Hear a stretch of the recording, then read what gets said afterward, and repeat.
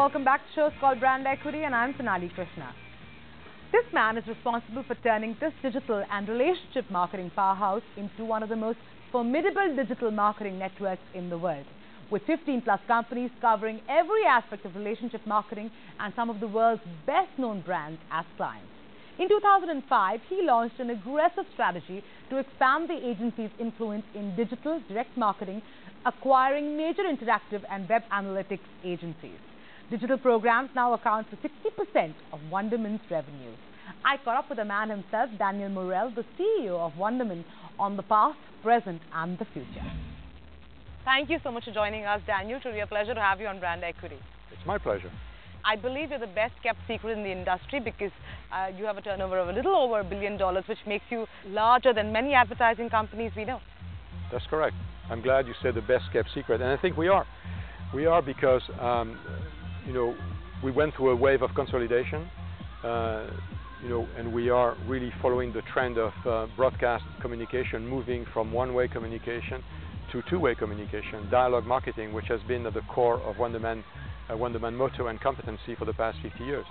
And if you look at the industry at large, you will find that most of the people embracing the digital world today are coming from that two-way communication, using data and insight, converting it into targeted communication. So yes, we are one of the best well-kept secrets, but we don't mind about that. We are a bit modest, I would say. We would probably gain in being more front row and center, but so be it. How would you define yourself? I mean, a few years ago, or maybe a decade ago, you would be known as a DM CRM agency. How would you define yourself in the new decade? Yes, I'm glad you asked that question, because if you had asked me that question 10 years ago, I would have defined our industry and our practice as being glorified envelope stuffer, which is not very nice, and all the various adjectives associated with it, such as junk mail and so on and so forth. But I would say that for about a couple of decades, our business has evolved from the narrow definition of print, moving into direct response television and an 800 number, and then we embraced digital faster than most people, I would say, and now into mobile.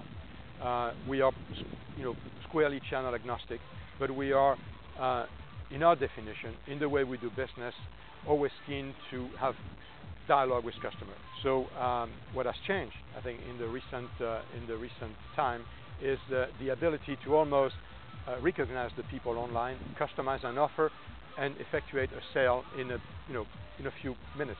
You've also recently said that the biggest challenge for agencies today would be the short span of digital content, which would then lead to revamping the production process.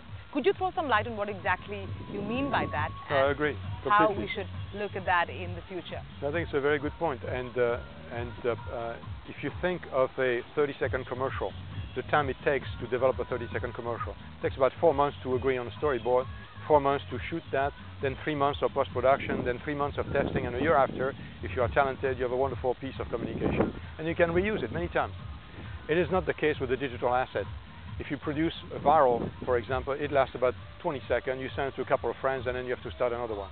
So the challenge for our industry is to produce more and more of that content. And the content can come from any place that you can imagine. It could come from a story, it can come from a partnership with a movie studio, it could come from a partnership with a journalist, and so on and so forth. So we're going to have content producers coming from a variety of angles.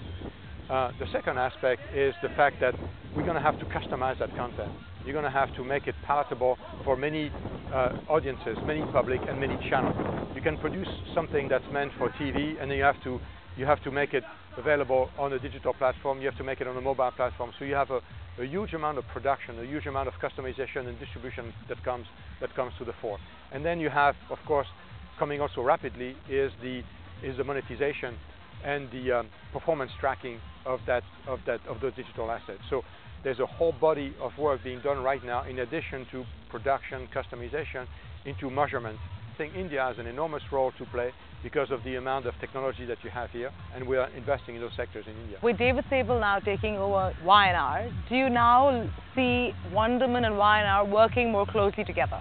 I mean, we always work together, but I see it as an interesting turn in our industry, where in the old days we had people coming from the advertising side and overseeing the work that we were doing on promotion and on direct, because direct was following the footsteps and riding on the coattail of advertising.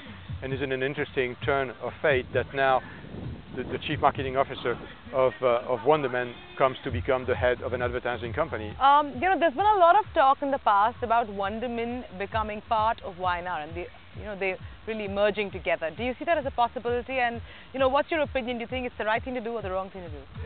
It's a serious question, and it's a bit of a joke at the same time. But I think these businesses are coming together because we are going to need more and more outstanding creative talent, because we're going to do less and less information-based communication, less text-based, less two-dimensional based, and getting into 3D and movies. So we're going to need the talent.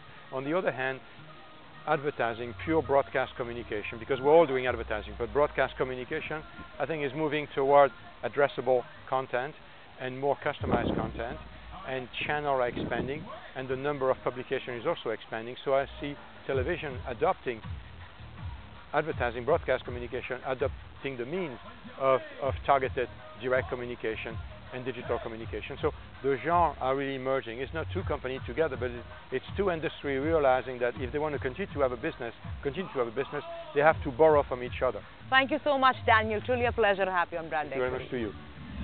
Time for a short breather, but lots coming your way, starting with Laurie Coutts, the Global CMO of TVWA, and a variety of industry voices on what their expectations of Goafest 2012 are.